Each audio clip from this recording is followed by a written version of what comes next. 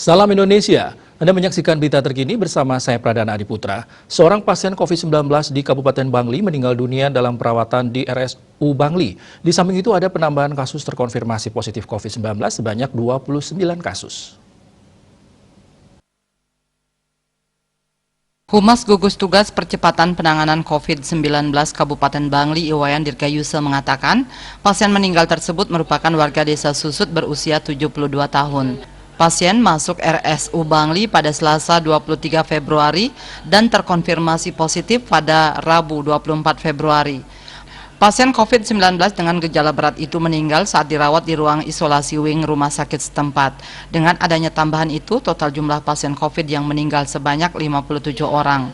Sementara penambahan kasus terkonfirmasi positif COVID-19 sebanyak 29 orang, salah satunya balita 3 tahun. Dengan adanya tambahan 29 kasus baru itu, total kumulatif kasus positif di Kabupaten Bangli mencapai 1.763 kasus.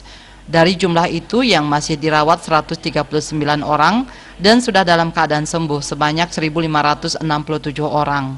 Dayu Swasrina, Bali Pos melaporkan. Penyebaran COVID-19, ingat pesan Ibu selalu terapkan 3M, wajib memakai masker, wajib mencuci tangan, dan wajib menjaga jarak, dan wajib menghindari kerumunan. Dengan penerapan perilaku 3M, Indonesia segera terbebas virus corona menuju Indonesia maju. Tetaplah bersama Bali TV. Salam Indonesia.